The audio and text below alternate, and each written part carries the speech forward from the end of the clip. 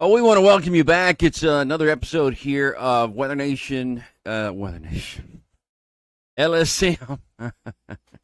We are kind of weather, and it is about the nation. I came up with that, by the way. Of LSM TV, and we're talking about the weather all across the country, in fact. We did this last night, probably to a point where I should have stopped at some point and took a nap. But we're doing it again today. Here, we promised to be here at noon today, and it's so proper it is. And we took a look at what's going on now. We've got several people who are going to be talking with us again today. Brett Adair, myself, this is something we've put together a while back. We've added a few people as well with us. Drew Richards is with us, as well as Brandon Jarvis, and B. Dean Perry is with us as well sometimes during our show format. But they're all here today. Here on the left, guys, just as we thought last night, we were leaving a hurricane that has potential to become a major hurricane before landfall somewhere into the upper and northeastern part of the Gulf of Mexico around Appalachia Bay. Nothing's really changed. I guess, if anything, the modeling has really progressed a little bit and sort of settled on at least 110 mile per hour storm coming in onshore. Somewhere in that area, and all of our fears. We had Jim on the line with us last night from Tampa, St. Pete. He was a worried fellow, and I'm sure his concerns are still great. Brett, have you talked to him today?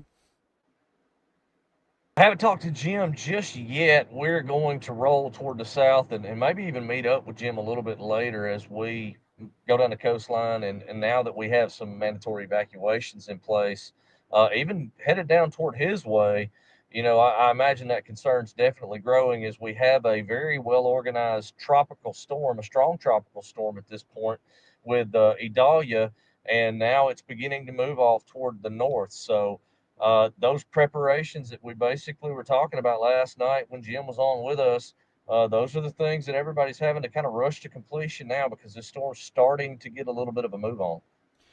A little bit of a move to the north now that we're seeing, which ought to help out in some of the modeling, at least when you've got some motion and you're not picking up just an idle object there, that we can get a little bit better handle on what's going on. We had a lot of questions last night. We'll get some of those today as well. We expect us to be short this afternoon and then come back with a much larger show for tonight. We have special guests coming on tonight to talk with us as well about what's going on, but we're still, as we look right now, quite a ways from making landfall and headed through the benign area, if you will, of the southern Gulf of Mexico. Now, the things that we were talking about last night was water temperatures and how absurdly warm they have been out here into the central Gulf of Mexico and beyond. I know we got 80 to 90 degree temperatures, but we're talking about with depth too, down to 100 feet or so.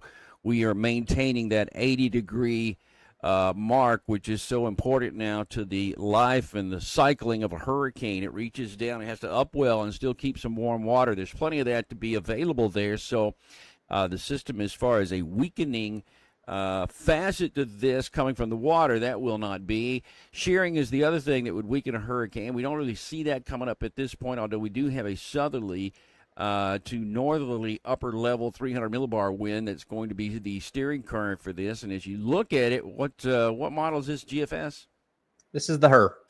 Oh, this is a short-term HER model. And Brett, You were talking about this a little bit earlier, how it really didn't start to get into a symmetrical shape until almost getting to the Gulf of Mexico. There are numerous thunderstorms that lay west-east across the state of Florida, though. That's more than I've seen so far, which leads to there's a slight risk there, and that would be tornado problems, tornadic abilities there across southern peninsula of Florida.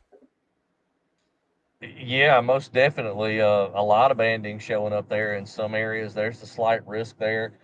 Generally between Tampa, Cape Coral off to the north, and then as we progress into Wednesday, you see that slight risk extends up from up into the upper peninsula of Florida, all the way up into southern South Carolina, there along the outer banks of the coastal South Carolina, Georgia area, Savannah, Jacksonville, all that area up along the I-95 corridor down there, or up there, is in the line of fire for some tornadic activity, as well as damaging winds, heavy rainfall as Idalia continues to move in and toward the northeast. And I'm assuming this is our flood risk map. We're going to have the potential for some flash flooding as we go into dealing with the landfall of this system. And not only that, storm surge impacts as well. Already seeing some banding, too. We were watching this late last night, and some of the rain beginning to show up there across southern Florida and the western Cuba region coming into the Straits, the Florida Straits, if you will. Some lightning, thunder showing up there also as the movement now, as it is coming to the north, is going to aid and abet this whole situation, going through the heating of the day and that kind of thing. But Cape Coral all the way down to Miami picking up some of this and bringing it northward as we go through the day today. So plenty of thunderstorm activity there. You're going to have some heavier rainfall taking place on the western coastline, west of I-75 basically, all the way over to Tampa, St. Pete, into the Sarasota region there too, and then northward toward Gainesville and into the outer segments of what we call the big cup there, which is Appalachia Bay, where so many facets there, especially when it gets to topography, are going to play a role in what happens with this hurricane, a role that we really haven't seen in a lifetime or viewed with this type of an oncoming hurricane and the amount of fetch that would be coming in and the depth of the water. I mean, you get out here sort of in the middle of the water here, and I can just show you, it's 50 feet. This is like the 50-foot line going across here, but then you're in the 30-foot line up in here, and it's 20 foot deep right out here, just almost out of sight. And then it's basically 5 to 7, a little bit further up in here. But you're looking at 50 feet or less that goes in the line from Apalachicola back over to Horseshoe Beach or right along the Suwannee River, which is two things that are happening here, Brett, with that kind of water depth. That means that when you push water in, when the water comes from here, there's not much room for it to go, so it's going to go upward. and outward and landward. And the other thing is that the water temperature, because it is so much shallower, is bound to be much warmer. I haven't looked. There was a buoy out there, but it didn't have the right temperature in it, and so that's going to be the warmest water you'll find because it's shallower, and the sun can reach much easier down to the ground and do a little albedo thing and heat that water up. Yeah, David, and the way you mention it, one thing, since we like to do baseball references around here, I kind of liken that area to a catcher's mitt. When you got a baseball coming into a catcher's mitt and it goes into the pocket, it's trapped. All that water coming up into that area really, like I said, has nowhere to go but up and out and pretty much on land. So you've got a slope already where you got dropped from 50 feet less up to 20 feet. So the water's going to push in pretty hard, pretty quick. But again, this is, like you said, something we really haven't seen in a very, very long time. Pretty much in my lifetime, I don't think we've seen the potential for a major landfalling hurricane in this particular area. So Cedar Key, I mean, even all the way over to Carabel, St. George, potentially Apalachicola could have some surge issues at the very least. But really on the right side of the bay there, Horseshoe, Sewanee, Steinhatchee, Cedar Key, I'm really concerned about that area just taking what could be a devastating type storm surge. Yeah, you know what? While the storm is down to the south a little bit, there will be more of a, let's say the center of the storm, we're down in here a little bit further to the west. Well, you would get an easterly for a short amount of time there on the top side of this as it was coming on shore. So Right. that would be a Carabel, Dog Island, Panacea, Sop Choppy, Crawfordville, sort of a lane there, and that would be just as bad because that is just as low. Yep. These islands out here are barrier islands, but they're not going to stop that kind of water. I know they're just as low as they are if you come on The in, but it's bad through there. the only difference that I see in that scenario is the water flow is basically going to come out of the eastern side of Appalachia Bay coming in. The storm system coming north is going to drag the water with it that would potentially go on the right side of the center. That's the reason I feel like you're going to get a bigger submersion across the eastern sections because that deeper Gulf water, depending on how low the pressure is, how strong the winds are, it's going to pull that in with the storm as well. So that's, again, all those areas are going to be prone for problems, coastal flooding, erosion, some surge. But man, that big surge could really be on the eastern side of the bay there. And can't you see that if the low center is somewhere like this, can't you imagine that the water's trying to squeeze in between land over Yes. here, Palm Harbor, St. Pete, that the water's trying to squeeze around it there. And so then it ends up going on shore here, Newport Richie or Spring Hill, like that, because you can't get it's too tight to the bank and it can't squeeze through. All of it can't squeeze through because your actual fetch of water, the available water, is way out in here that's coming around and feeding this thing. You'll have water from way back here coming in. So the volume, the amount of water that friction picks up and pushes northward and eastward is tremendous. And then it has to squeeze through here. This is going to be fast moving south to north along the beach. Well, the shore, not the beach. There really is no beach there, but a fast moving sort of situation there that's going to be created, which reminds me of what we went through last year down at Marco, that pier down there at Marco. Remember how fast the water was going along, not into, but along it. Longshore transport's what we call that with sand. That's a way to build a new beach for somebody else somewhere else. But yeah, all of this is now depending upon, really that trajectory when the storm comes in, because it's going to mean a great deal here. Is it coming in at this angle? Is it coming due south to north by the time it gets there? Huge change in effect as to what happens. And now you can't really, last night I thought, no way, Tallahassee's really super involved into this, and now I'm not so sure again. Drew, what are you Mhm. playing with over there? Yeah, I'm just showing on the my source the wind gust. So that's the wind gust, and as you're looking at those areas, you can see the eye up in the top left hand side. Again, this is the HRRR computer model. May not be exactly where this comes in, but this would be a worst case scenario from Crystal River up to Cedar Key and even Horseshoe Beach area. The white shade of color you see there, that is 100 plus mile per hour wind gust easily coming right into Horseshoe Beach, Cedar Key. So like you said, David, all that water on the right-hand side of that storm is going to get funneled from Crystal River, Cedar Key, Horseshoe Beach. Again, assuming that's exactly where the eye comes in. Back it out. Where is the eye? Back it out just a little bit. Are we looking at the eye and all that? Right there. It's that it's is pretty big on the HRRR. Yeah. Yeah.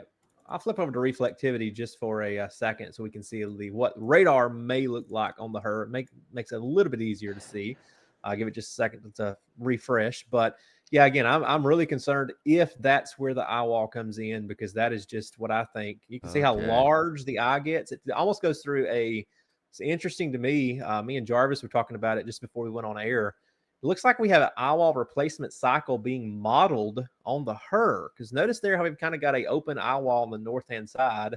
And as we get closer to land, as you guys know, every time we go through an eye wall replacement cycle, it makes the eye that much larger. So just look at that massive eye that's being modeled there on the HRRR. And again, it comes right just northwest of the Cedar Key, Horseshoe Beach area. So that is just going to be a devastating storm surge blow if that's where the eye comes in. I would hope nobody's down at Horseshoe Beach. If that is the case, I would hope nobody tries to stay down there. Nobody tries to stay at Cedar Key, or somebody's going. I don't want to say somebody's going to lose their life, but they're going to be in a lot of danger. If that is the case, you're going to be in super danger there when it comes to that whole scenario.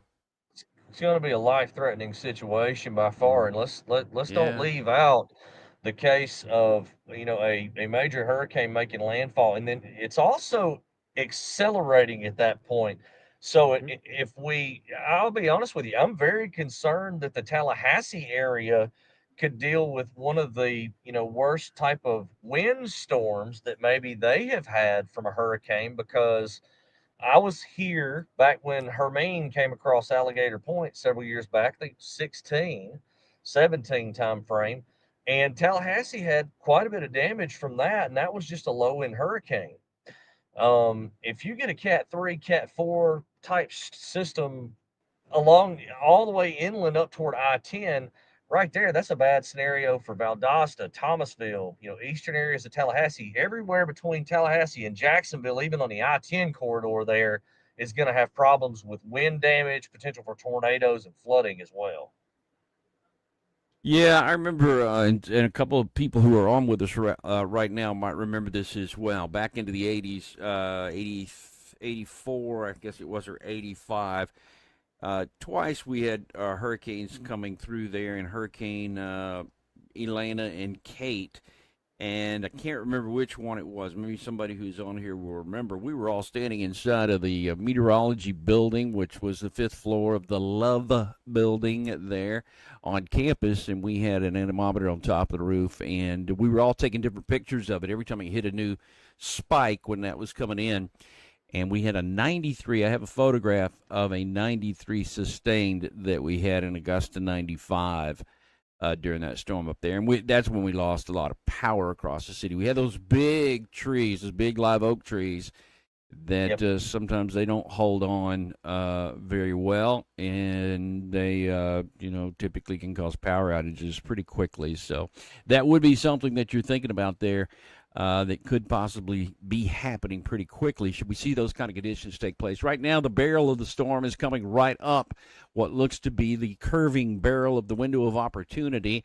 It is somewhat compact again, as we were looking at, meaning that the amount of precipitation on both sides isn't huge, isn't super broad.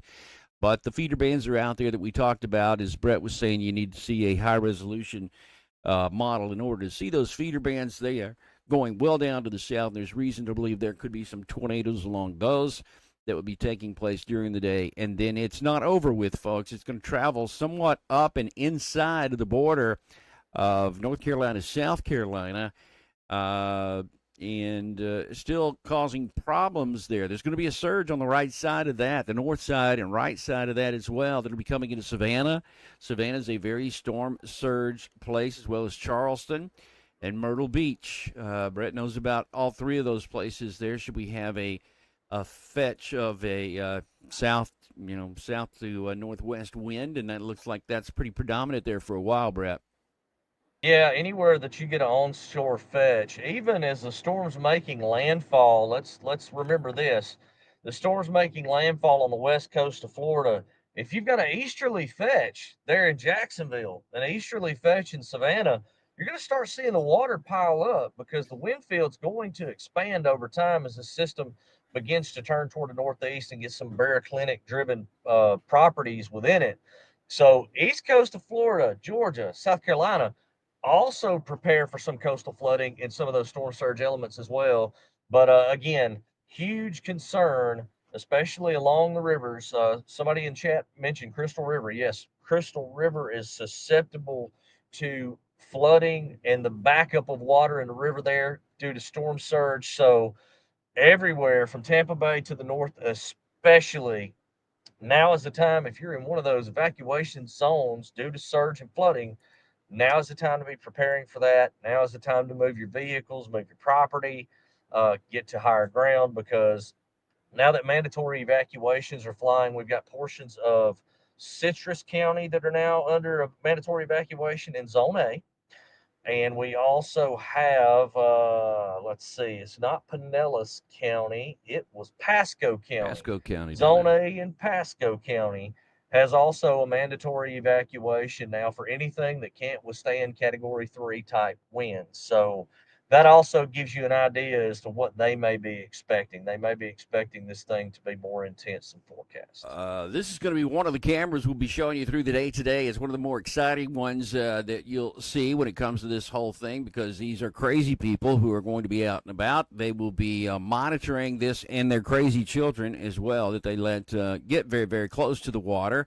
I don't know how many kids I saw almost swiped away in one of those last storms that came in. 90 miles down to Cuba from this point. It is the southernmost buoy that is offered there. You can even come by in your golf cart and be swept away later on this afternoon. So, by all means, everybody needs to get out and do that.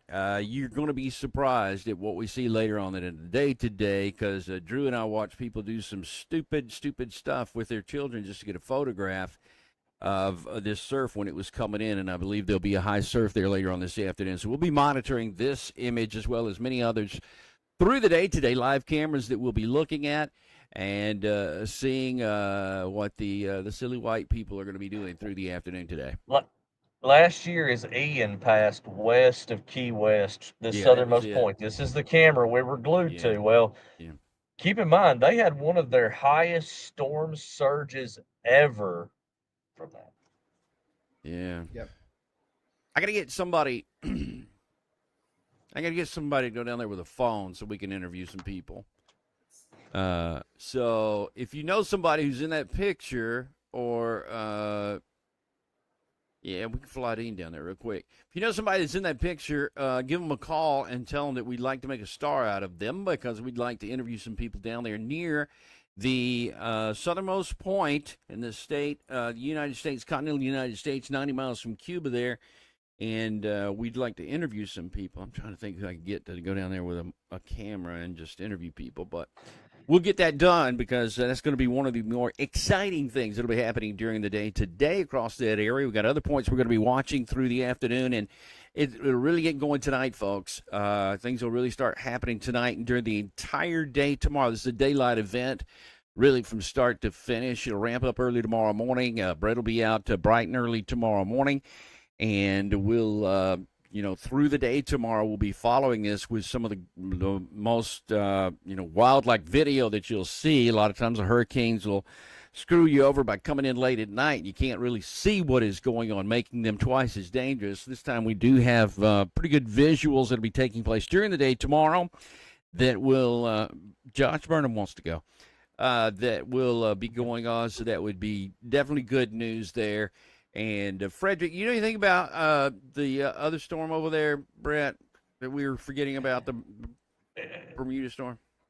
Yeah, Franklin, that thing Franklin. ramped up tremendously and went under rapid intensification. That thing is, I believe, a Category 4 hurricane now, and was up to 145 miles an hour. Look at that beautiful eye wall structure there. And again, I'm not ruling out that our hurricane in the Gulf could look like this in the next 36 hours either. So that's a scary thought, that we could have something that looks that symmetrical coming into the eastern Gulf of Mexico, David. And you know what? Again, we're still a little early in the game, but it's starting to get organized down there south of Cuba, and it's making its way into the Gulf. Anybody got any quick questions? I hate to leave you when our numbers are going up so rapidly, but has anybody got any questions? Saw a few, David. I'll pass along. Somebody asking about Panama City and if they're still going to be okay with the current track of the storm. Yeah, Panama City, you're good. Yeah. It would take something really wild to happen for you to be in harm's way. Now, as I say that, pretty good north wind will be coming in. There'll be some light beach erosion into the area. I don't even think I saw feeder bands coming in that direction. At all. You might miss the whole entirety of the system, get a little bit of north wind to make it feel pretty nice outside, nicer than it's been in a while. I know we'll get subsidence on that western side, which is always the most beautiful side, and it may actually be a nice beach day in some cases once that thing gets up, moves along, goes on by. Yes, you are fine as far as the safety factor goes there. You're not going to see any flooding or anything like that.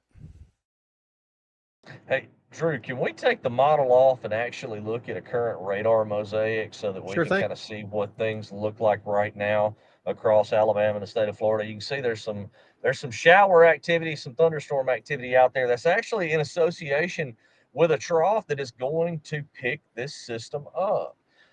So you're starting to see a little bit of activity down there in the far southern Gulf of Mexico that may have some implications here and be part of Idalia.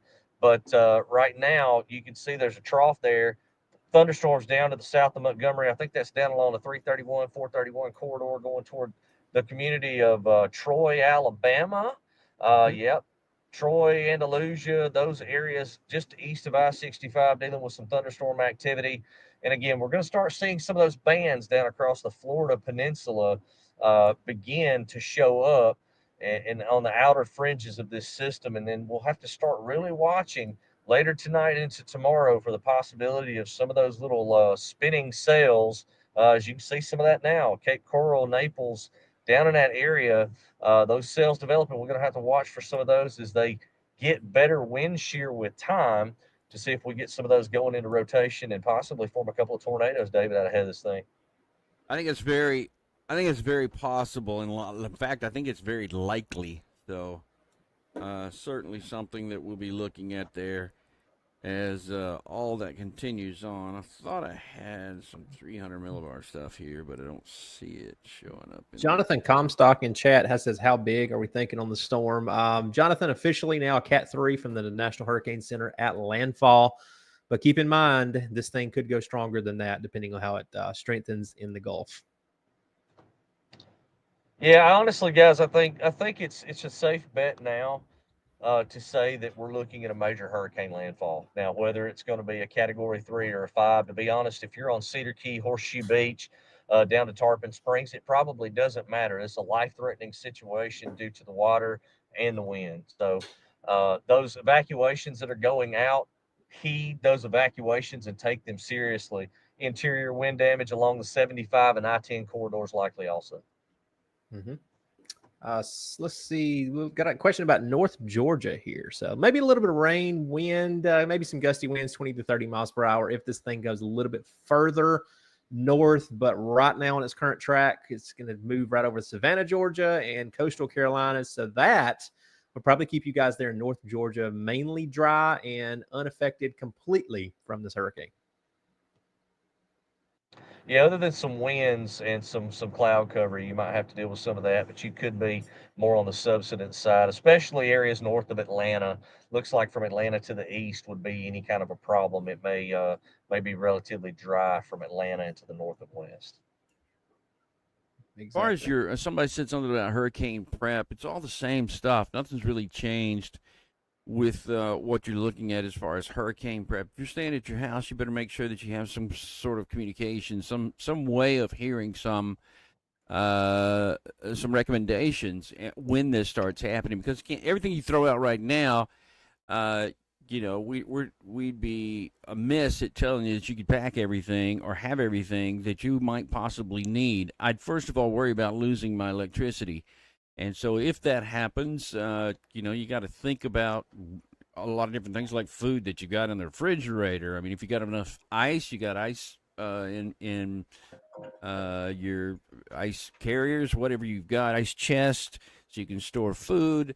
I would just think about the possibility of losing power for a couple of weeks at the very least. In some places, right along the beaches. The further inland you go, the less that is likely. But worry about that, and worry about whether or not, if you get a mandatory evacuation, that you can get out and get out quickly. If you're not going to go until you get one, still make sure that you have a way out, because Brett and I can tell you, sadly, not only your home traffic is going to be out there on the roadway, but there are going to be guests who will be showing up here who will be loaded with cameras. It'll seem as if Michael Jordan's taking his batting practice down there on the coast. Everybody's going to show up from across the world to try to watch what's going on at your beach. And so, with so few roads going in and out of that region there's one on the left side, on the north side of the Swanee River. There's one on the south side that goes down to Cedar Key. I can just imagine in my head those being totally bumper to bumper. And I'm not sure, but in my head, I've been down there enough, and I've seen it bumper to bumper when people were just trying to evacuate. So it could be a deadly scenario if you get all that going together. Brett is making. I'll let him speak in just a second, because he's even thinking in his mind about where he's going to go right now, just because of the inflow of extra people who'll be coming in as spectators. So I'm going to mention two things, guys. And as David said, I've got to start getting a move on going down and scouting some of the beach areas out. So I'm going to have to jump. But here's two key points also that some people are not thinking about. Anybody that's watching, if you have family members that may be elderly, that are unable to get out, or that may not be able to afford to get out, you would not believe how many stories I hear on the ground of people that had to stay because they simply couldn't afford to leave. Uh, Call those people if they need help getting out, and you can help them. Help them if they're in a prone area. You might save somebody's life. It takes action from everybody to make sure that everybody has an equal opportunity to get out of these areas. So if you know somebody in that situation, again, Drew, zoom in there. I'm gonna show you. This is a personal thing for me right now, because on the Florida coastline up here, where this is forecast to make landfall, it's very personal at the moment, because you're going to see, as we zoom in, Cross City, Florida, right there. It runs right through Cross City. That's where my sister, my two nephews, and my niece live. So I'm also, while down here trying to work, I am also working on a coordinated evacuation of my niece and my nephews. So again, it takes a village to make this all happen. That's the reason these evacuations are necessary. You got to check on your people. So check on your people.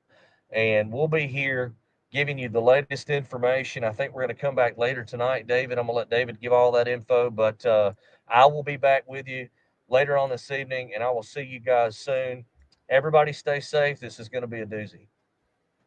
It is indeed, Brett, and we'll be following you off and on through through the day today when you get your camera up. Again, this is a quick shot from Bradenton Beach. This is one of those cameras that we were watching last year when the storm ended up being a little further to the south, but a very active camera there. Earth Cam, we're going to be watching all of those Earth cameras to help us out with the wind direction. You can look at some of this and figure out what the wind direction is going to be. So a cloudy sky out there for the most part. They got a little bit of sand on the actual lens there at the moment that is sort of covering up a little bit, skewing a little bit what we're watching from the sea oats there back over to the beach.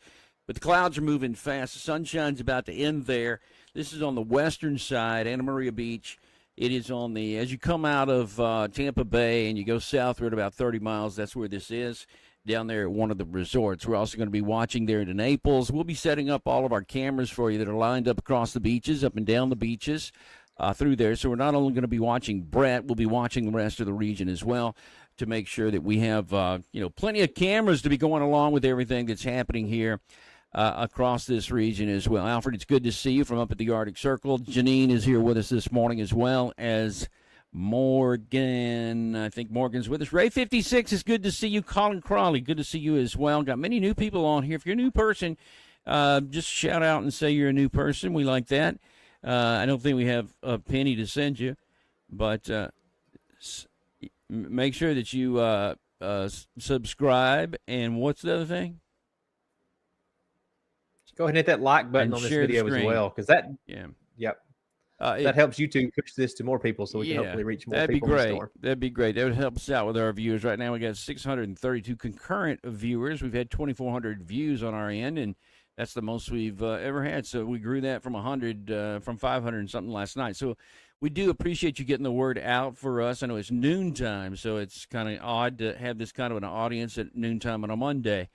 But I know you want the information. You want more and more information, and we're going to pass that along to you because we got a group of about 8 or 9 people who are out there getting the information. A great lineup tonight of people who are going to be on with us as guests and still efforting a few others. I probably shouldn't say just exactly who's coming, but we should have some super smart people, smarter than all 3 of us, who'll be on with us tonight, giving us some of the information. Got a guy who's flown into, I don't know, I think he's got 1,500 hours of flying into hurricanes. I've been with him a couple of times in a C-130 aircraft to go into a hurricane or two. So we'll be talking about that tonight later on. We're going to do this at 8 o'clock tonight. It's going to be our big slot time, 8 o'clock tonight, Central Time, 9 o'clock in the East. And I guess we should be talking about the East a little bit more because it's all into Eastern Time. That's our model there. That is the GFS model. And then the NHC track is on the bottom of everything there with the line that goes up the middle of the track. And right now, that track, if we zoom on into it, is just to the north of Tampa and just to the south of Tallahassee. It's right there into the middle. And so we're looking at, will it even go in a little bit tighter? So basically what we're looking at there is Cedar Key. And see the line to the north of Cedar Key, that little squiggly line? That is the Suwannee River. Way down upon the Suwannee River. That's that Suwannee River. And then on the other side of that is Horseshoe Key. Now, the problem here is that you have to go from Cedar Key, you have to go out to Otter Creek to Chiefland and back over to just about to Trenton to find a bridge to go over the Suwannee River. It's not like you can drive from Cedar Key to Horseshoe and keep bugging out. You can't. And that's a 2-hour and 50-minute ride with no other cars on it. So from Cedar Key to Otter Creek to Chiefland, back over to Cross City, and then getting down to Horseshoe Beach is really difficult. So for some of the amateurs who are down there, I'm sure the story is going to become about them at some point tonight. Boo hiss. It's just any travel. And these are all wildlife management areas here, WMAs. And there's Perry, Florida there. And then that goes back over to St. Mark's, Florida, down into the marsh. St. Mark's is down there. There's a beautiful lighthouse. If you've never been to St. Mark's to the lighthouse, you should go there, coming out of Tallahassee to the south on Highway 27. Or going down the line as you get over to South Choppy and Panacea. The amazing Charles Corralt, who used to be a traveling videographer who told stories. Charles Corralt said that was his favorite city of all, was being down there near Carabel and Panacea, South Choppy, Florida. He loved that place more than anything. He talked about it all the time. Then you go all the way back down some of the Berry Islands. You got Dog Island there, and then you got Carabel. The bridge at Carabel is always an amazing spot there. And, we got all that we got to talk about as we go through time here. And we'll get into that as we go along through the day today. Any changes that may occur, we're going to be passing those along to you. And any information that we get off and on is going to be helpful as well. And like I said, we're going to have plenty of pictures for you through the day today, live pictures of what will be taking place all across the area. We've had some of the big storms of the day popping up across areas just off to the north. And I can show you the camera. This is in Destin, Florida, and you can see the water is okay. They got a little sea spray on the camera at the moment, but you're looking off to the west here on the Destin camera, down the beach at the Destin camera. I can tell you normally it's about 7 or 8 tenths deep. So there aren't that many people right now at Destin. There at the beaches because school is back in again. Other thing I can tell you is that school is back in at Florida State University and the rest of the area. Florida State University, FAMU, Florida A&M University, and also Tallahassee Community College, which amounts to about 80,000 people. So the population in Tallahassee just went from 195 regular residents and went up 90,000 on the 28th, because that's when everybody came back to school. So it's a huge population boom that just took place there in Tallahassee. More people to be responsible for. So the kids started school today. They may be out tomorrow, as soon as tomorrow. I don't know when they'll make that call. But the fall semester, can't remember if it's semesters or quarters when I was there. I think it was quarters when I was there, but that began today. And so be interesting to see what they're going to do about that as they move along too. But there's where everything is at this moment. We got some of the bigger showers and thunderstorms still off into the distance there that we were looking at. I think I've locked up again here on my iPad. But Drew, basically what we're looking at again, I want to call up a couple of more images here if I can, Jarvis, on my iPad, because I did prepare a few things if I can get them to work on TV here.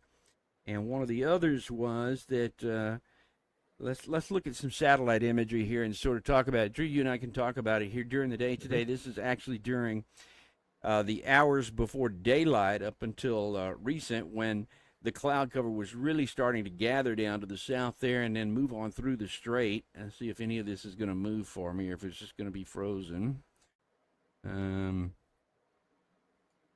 I believe it's going to pretend to be frozen. You can see it's playing at the bottom of the screen, but not playing on screen. There we go. So there's really one of the explosions right at daylight that starts to take place, and now we can see there's that secondary explosion that's trying to happen right there, if you can see it, right there into the middle. That's new, and that is about to be the really secondary part of this that's about to blow up. You can see it on this image very well as well. This is the infrared image that gives you a good idea of where the coldest cloud tops are. The ones that are the highest are the coldest cloud tops that will be showing up here, and those are the ones that are tallest around the center of our rotation. So watching all of that, and again, I think this is the GFS model. They're into the GFS model again. Where is it going? It's pretty easy to see. Now we have a frontal boundary to the north. That's all that precipitation there that runs through the Tennessee Valley and up into Kentucky. And then we have southwesterlies out ahead of that, which is what is pushing this thing off a little bit further to the northeast. We got a 951 according to the GFS at 12Z this morning, just offshore of Apalachicola, Florida. And this scenario, if this happens right here, this is of huge detriment to all of the coast of Florida from Apalachicola down to Cedar Key. This is something I've not seen in my lifetime of living in this part of the country for 40 years of my life, doing the weather for 40 years of my life. And then progressing on, it weakens rapidly. It will not be a tropical storm for much longer. It does try to recurl. Did you see that over the last couple of images? Sure did. It tries to come back to Jacksonville, not as a tropical system. It does look very baroclinic there with a low pressure kind of a front kind of hanging out the south side of it. So. See you in chat wanting to know why you're not getting notifications. Make sure, I know a lot of you guys have subscribed to our channel. Make sure you have to go to YouTube and you have to click that little notification bell. I know they kind of make it a little bit difficult. Make sure you get all notifications, and that should alert you not only when we go live, but that should alert you before we go live and let you have a little bit of 30-minute heads up before our live show. So make sure you're getting all notifications on our Live Storms media page. That would be the best thing. And we'll have a thumb up here in a couple of hours. We'll put a thumb up to talk about the next time that we're going to be up, which is, again, going to be 8 o'clock Central Time tonight, 9 o'clock into the East. We'll put a thumb up. We'll talk about what we're going to talk about, and we'll also be talking about who our guests will be. We have a surprise guest. I think we can call it a surprise guest for tonight that you'll all know and you'll all appreciate. And Jarvis, can they, during the day today, when we put our new thumb up, can they start putting questions down already in chat? Yeah, so that'd be great. So leading up to 8 o'clock tonight, if you got a question, go over there and put it into our chat section so that we'll go back and look at them this afternoon. Maybe we can have some graphics to go along with your question instead of just being talking heads. I hate a talking head up there trying to answer something that needs a graphic to go along with it to help explain it. So please do that, and we'll get together. Maggie, Maggie, just count on set your clock or watch, because I'm telling you, tonight at 8 o'clock we'll be back on the air. 8 o'clock Central, 9 o'clock into the East. We'll be back on the air, and we'll start covering this again. Brett will be out and about in his vehicle at that time, so we'll be going on from there. But for now, he's Drew. I'm David. Huh? I've got one more request for you guys that are here now. I see a lot of you guys new to the channel, and you are in the affected areas. You're right where we've been talking about for this National Hurricane Center cone. So before we go live tonight, why don't you get in chat and let us know what you're doing to prepare if you're in those areas, because a lot of people watching from the Charleston, South Carolina area, people watching from just west of Jacksonville, Florida, right along that center track line. So again, with the questions, I think it'd be really cool to talk about what you're doing tonight on our live event to prepare for the storm, talk about your hurricane prep kits, talk about if you're going to stay, if you're going to leave, if you're going to evacuate. So, the more content like that we get, the more we can interact with you guys here at 8 o'clock Central, 9 o'clock Eastern tonight. Yeah, and we'll try to do the forecast for the big cities. Orlando, I know we got a big event coming up in Orlando this weekend, so we'll get into the forecast for the big cities there in Orlando, Miami, Jacksonville, and all the way up into South and North Carolina. But for now, we're going to leave you with what we got. That's, the new arcing look to what's going on. We got another major storm out there in Franklin. It's already spinning and moving just to the north of Bermuda. And then our big old Idalia that's sitting down here coming through Cozumel. The Yucatan Strait is what that is, in between western Cuba and moving out into the south central sections of the Gulf of Mexico. Early this morning, it was right on top of a buoy. It's about 20 miles away from an attached buoy there, which actually had a lower central pressure than what they found in the reconnaissance, which told me maybe the drop zone in the reconnaissance was a couple of millibars off, because I believe the pressure from the buoy, and I believe the placement from where they dropped the sun, because it looked like it was in the center spot. But thank you all very much. We appreciate you being with us, and we'll check you out again. We may send out a short or something, but for now, this is the end of our noon show here, and we'll be back again tonight at 8 o'clock Central, 9 o'clock Eastern time. I'm meteorologist David Hill, along with Drew Richards, and Jarvis is in my head. We got D-Beam Perry, who's also out on the prowl. Is he? I don't know. I didn't see him in there tonight, but he's our moderator, and he's in there, and he's going to be doing, we might even hear from him later on tonight. I know he's put together a couple of packages of what has been. So we'll leave you for now. Thank you very much, and have a great afternoon.